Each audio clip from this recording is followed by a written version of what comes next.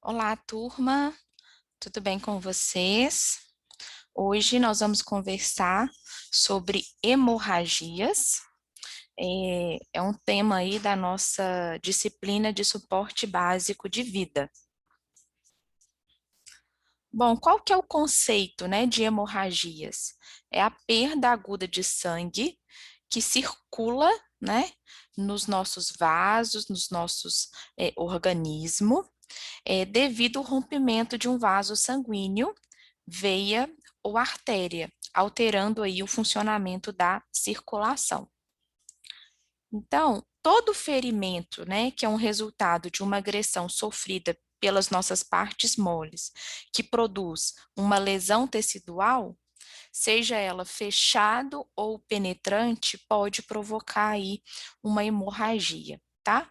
O que que a gente chama aí de fechado, né? Quando a gente não consegue visualizar, né? E penetrante quando tem um rompimento, extravasamento aí de sangue. A gente tem, né, uma classificação das hemorragias que a gente chama de arterial, venosa e capilar, tá? Quando é uma hemorragia arterial, a gente tem uma saída intermitente de sangue, porque a gente atingiu aí uma artéria, e geralmente esse sangue ele tem a característica de ser vermelho brilhante. Quando nós atingimos aí uma veia, né, a rede venosa, a gente tem uma saída contínua de sangue, mas não é intermitente, tá? E esse sangue geralmente ele é vermelho escuro. E quando nós temos uma hemorragia provocada, né, pela lesão capilar, a gente tem a saída de sangue, mas é em pequena quantidade, né? Que muitas vezes a gente, na compressão, por poucos minutos, né? A gente consegue estancar aí essa hemorragia. Tá? Então, essa é a classificação de hemorragias, podendo ser arterial, venosa e capilar. E a distinção delas é a quantidade que sai, né, desse corte e a característica, né, desse sangue. A hemorragia externa, então, é aquela que ocorre o extravasamento de sangue para fora do corpo, que é o caso, né, dos cortes ou esmagamentos. E a hemorragia interna é quando não ocorre esse extravasamento de sangue para fora do corpo, tá? Olha, muito importante, né? A hemorragia abundante e não controlada, ela pode causar a morte do indivíduo em 3 a 5 minutos. Por quê? Né? Se o sangue está saindo para fora da circulação, seja dentro de uma cavidade ou para o meio externo, a gente não tem conteúdo ali para o coração bombear, né, aquele sangue, aquele conteúdo líquido, e o paciente pode vir a ter um choque hipovolêmico, né, e consequente uma parada cardiorrespiratória e vir a óbito, né, em um tempo aí muito curto. Então, a habilidade para estancar, né, para deter essa hemorragia, ela é muito importante. Quais que são os cuidados, né, de enfermagem pré-hospitalar para pacientes aí com hemorragia? Então, a gente vai ver agora, primeiro, né, as condutas para as hemorragias externas, né, que tem o extravasamento do sangue, tá? Então, a primeira coisa, a gente não vai tocar e nem aplicar medicamentos ou qualquer produto no ferimento, tá? Essa não é uma indicação. A gente também não vai retirar o objeto que está empalado na vítima, né? Que seja um pérfuro cortante que se encontra ainda dentro da vítima ou até mesmo uma bala, tá? A gente sempre protege com gases ou pano limpo, sempre fixando com bandagem, sem apertar muito o ferimento, para, né, não atrapalhar aí a circulação sanguínea. E nós vamos fazer uma compressão local suficiente para estancar, para cessar esse sangramento, tá? Então, a compressão local, ela é essencial, sempre tentando fazer com ataduras, gases ou panos limpos, né, para não contaminar aquele ferimento. Caso, né, a gente não tenha um controle eficaz desse sangramento, né, fazendo essa compressão local, nós vamos pressionar os pontos arteriais. E aí a gente vai ver isso na prática, tá? Quais que são esses pontos arteriais de cada parte do corpo. Por quê? Se a compressão local ela não é eficaz, eu vou tentar procurar a artéria mais próxima que está levando, né, esse sangue para aquele local que está, né, perfurado para tentar conter esse sangramento. Mas, se a gente tiver amputações ou dilaceramentos, né, essas hemorragias podem necessitar aí do controle por uso de torniquete, tá? Como que a gente faz um torniquete, então? Ele só deve ser utilizado, né, se as técnicas de compressão direta, elevação do membro ferido e pressão nos pontos arteriais não surtir efeito. Então, antes de fazer o torniquete, a gente vai primeiro fazer compressão direta.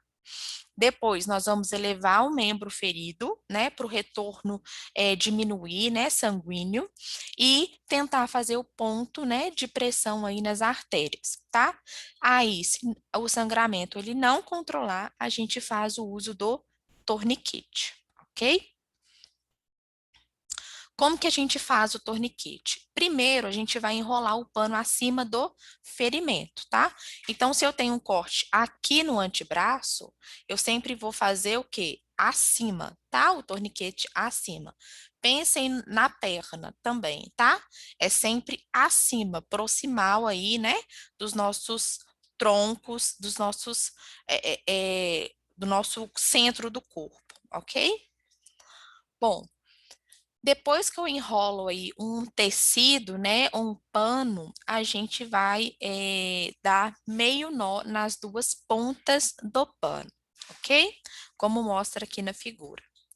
Posteriormente, a gente pode colocar um pedaço de madeira, né, nesse nó, ou até mesmo um lápis ou uma caneta, e a gente vai dar um outro nó, tá? Para prender esse lápis ou essa caneta, ou esse pedaço de madeira no tecido, tá? Feito isso, a gente vai girar o pedaço de madeira ou lápis ou caneta até que a hemorragia se estanque, tá? Quais que são os cuidados com o torniquete?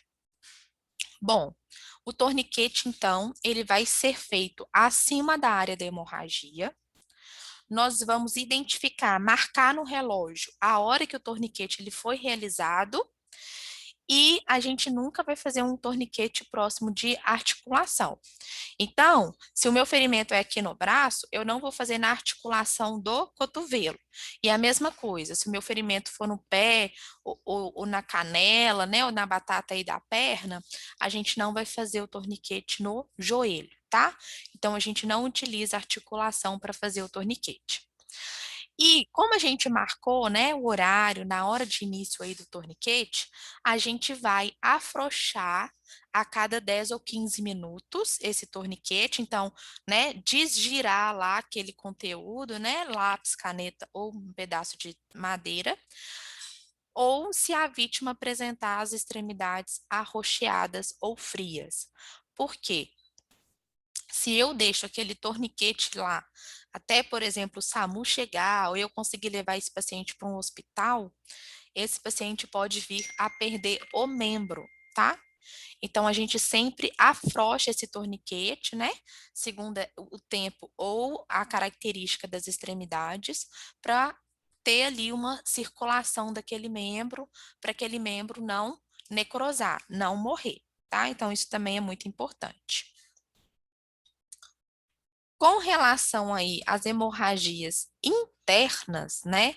O paciente, ele tem um sério risco de entrar em choque hipovolêmico, tá?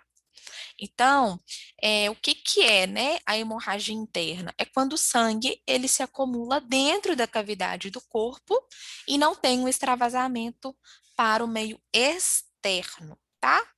Ele pode ser provocado, né, por ferimentos no fígado, no baço, em alguns outros órgãos, tá?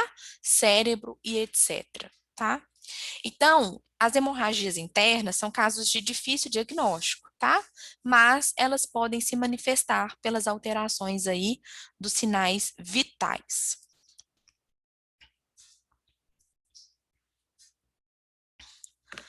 Quando o paciente ele apresenta esses sinais e sintomas, a gente pode suspeitar que ele está em choque hipovolêmico, tá?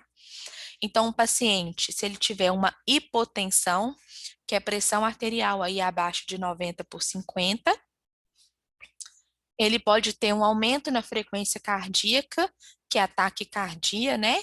É a frequência cardíaca acima de 100 batimentos por minuto, né? Ou 120 batimentos por minuto, acima desse valor. Ele pode apresentar uma taquipneia, que é a respiração rápida e curta, né? Aquela respiração, né? Ofegante, tá? Ele vai apresentar pulso rápido e fraco, né? Então a gente sempre avalia pulsos, né?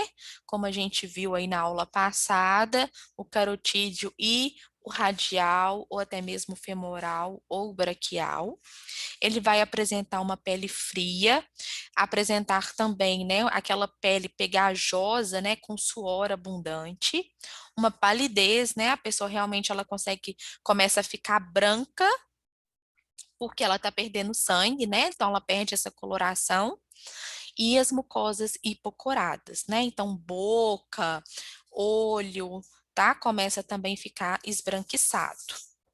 Além disso, ele começa a reclamar aí, né, de sede. Por que essa sensação de sede? Porque o corpo, ele nos avisa que a gente precisa de ingerir líquido porque a nossa circulação, né, ela está perdendo sangue aí, líquido para as cavidades. Então, é uma maneira de compensar, né, mas a gente sabe que a gente não pode ofertar líquido para esses pacientes, tá? Mas eles vão, né, reclamar aí de sede. Além disso, uma ansiedade e agitação, né? Porque ele percebe que tem alguma coisa errada com seu organismo. Ele pode apresentar também náuseas e vômitos, aquela sensação de frio, né? E presença até mesmo de tremores, porque se não tem circulação, né? Lembrando que é a circulação passando, né, nas nossas veias, nas nossas artérias, é que dá o calor para o nosso corpo, tá?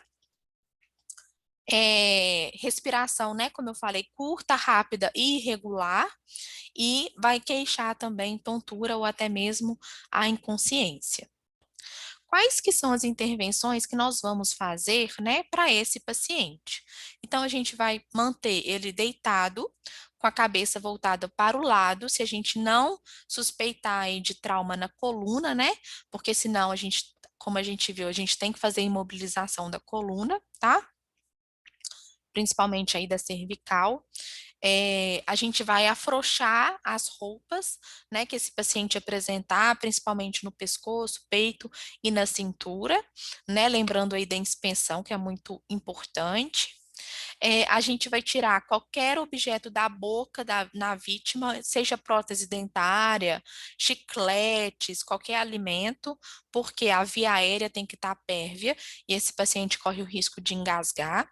E a gente vai manter esse paciente aquecido, porque a gente viu, né, que ele vai sentir frio e tremores, tá? Nós vamos monitorar os dados vitais desse paciente, então nós vamos medir, né, de 5 em 5 minutos, 3 em 3 minutos aí, dados vitais, como a pressão arterial, tá? A frequência cardíaca, a frequência respiratória e a temperatura, para acompanhar a evolução clínica desse paciente. Enquanto menor a pressão arterial, pior é o quadro desse paciente. Quando mais alta a frequência cardíaca, pior é o quadro desse paciente. Quanto maior, né, é a frequência respiratória, pior é o quadro desse paciente. Quanto menor a saturação, né, do oxigênio, que é o oxímetro, pior é o quadro desse paciente. E quanto menor a temperatura, também pior é o quadro desse paciente. Então, nós vamos acionar, né, prontamente aí o suporte avançado de vida para esse paciente, tá?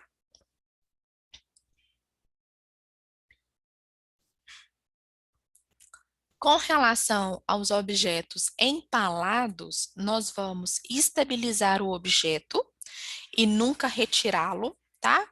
Então, lembrem daquela técnica que a gente utilizou para fratura exposta, né? Que a gente nunca coloca o osso no lugar.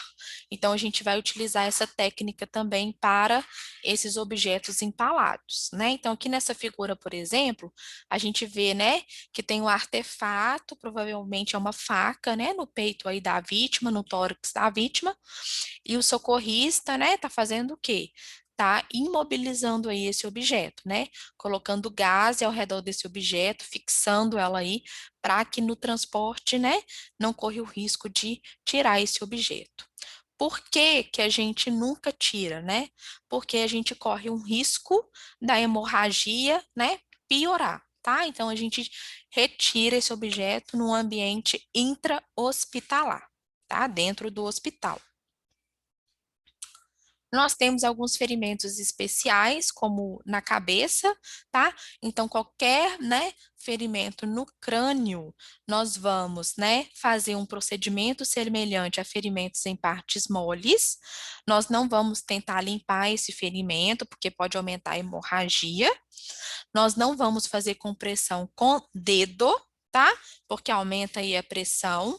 E a gente vai controlar o sangramento fazendo uma compressão pouca compressiva, né? Utilizando aí um curativo limpo e seco, tá? Como mostra aqui, né? Essa fotografia, ok?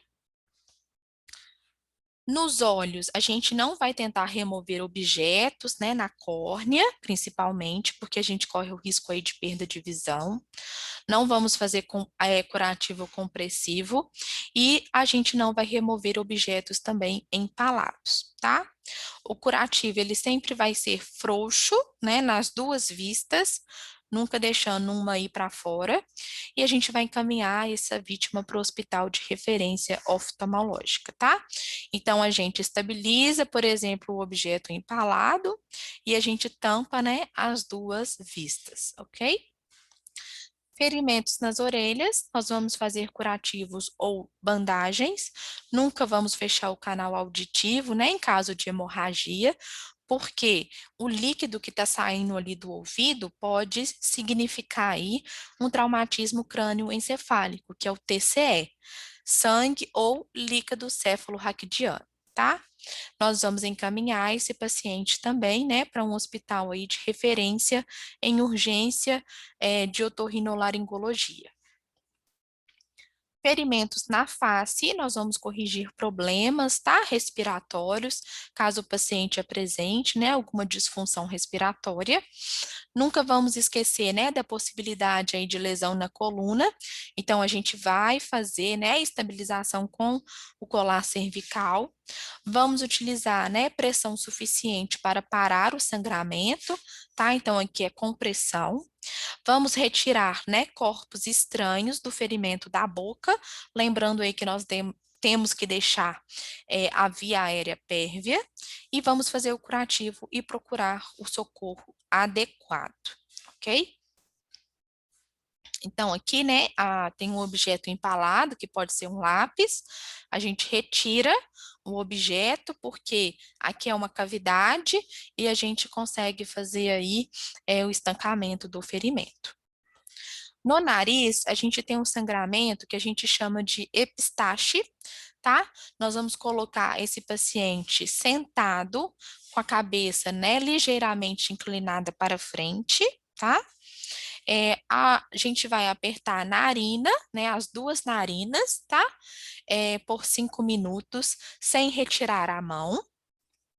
Então, o paciente passa a respirar pela boca e a gente vai orientar a vítima aí a não soar o nariz, tá?